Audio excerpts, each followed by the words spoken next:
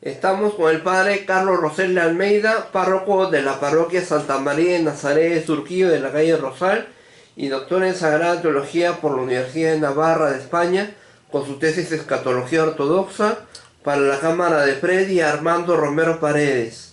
Hoy vamos a seguir hablando sobre la craniosinostosis. De la craniosinostosis sale el síndrome de Cruzón, el síndrome de Carpenter, el síndrome de Sartre-Chocksen, el síndrome de Apert, ¿no? Entonces es interesante explorar la craniosinostosis para poder saber cómo se puede ayudar a esas personas que tienen síndromes con craniosinostosis.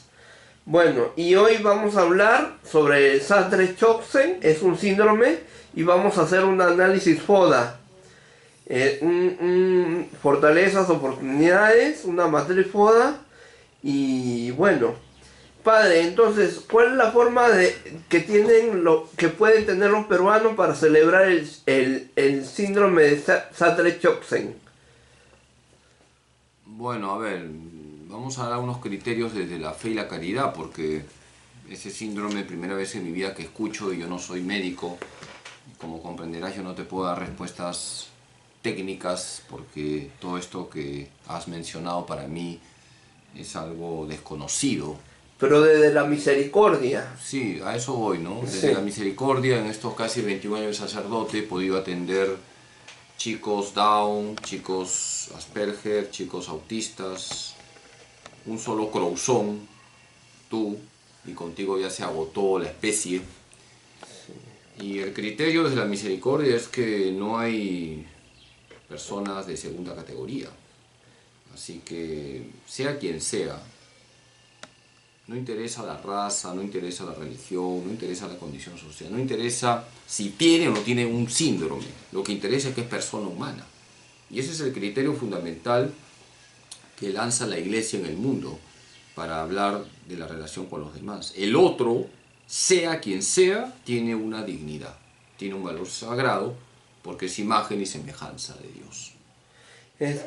¿Cómo busca su identidad sociocultural y étnico-racial un chico con síndrome?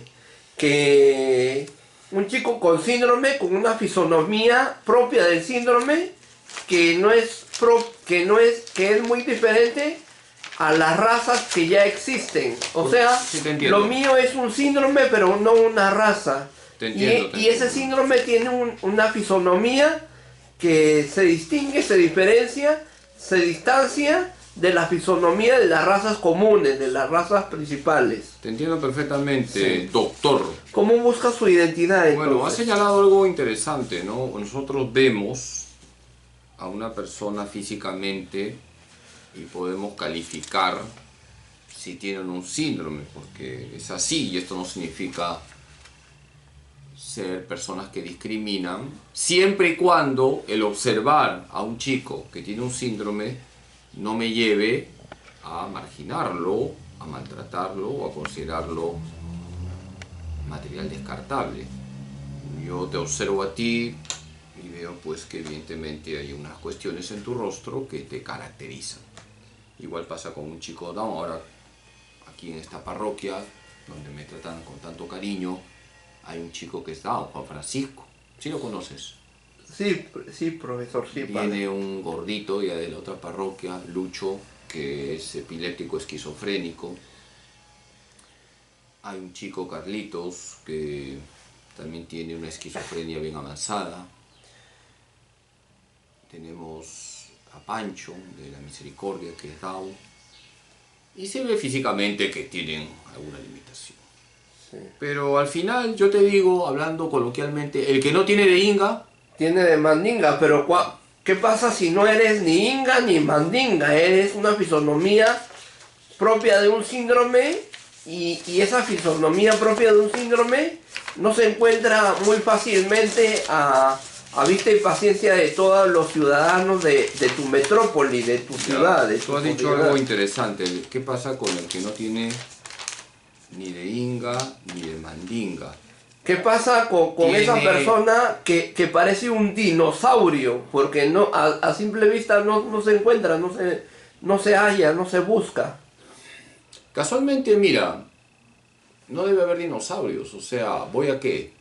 Que por lo físico tú no puedes condicionar tu trato hacia alguien en el sentido de tratarlo menos que a una persona, entre comillas, normal, porque al final todos tenemos siempre alguna limitación, y yo diría, no desde la medicina, pero sí desde la fe, que todos tenemos siempre algún síndrome. Por eso he dicho que no tiene de Inga, tiene mandinga.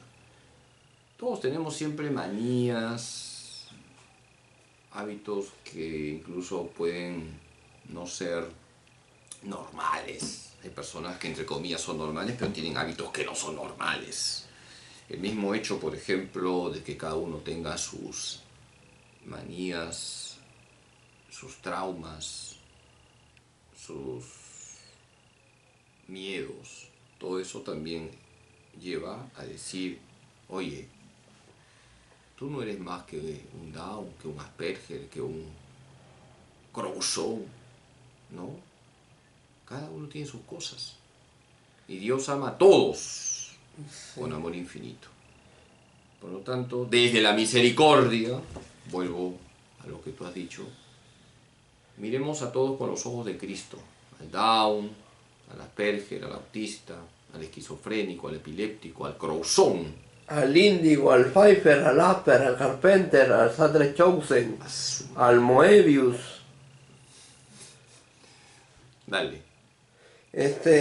Pero padre, la actitud más frecuente de un ciudadano peruano o de un ciudadano latino es justamente salir a la calle y ver o identificarse con otro ciudadano latino, ver su reflejo de latinidad, de hispanidad, en otro ciudadano latino que es más o menos igual a ese ciudadano latino.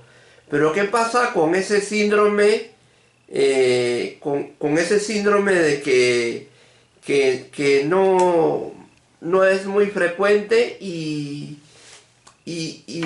trata de buscar o identificarse o buscar su reflejo en otro síndrome a la vuelta de la esquina o en la periferia o a la redonda de donde vive.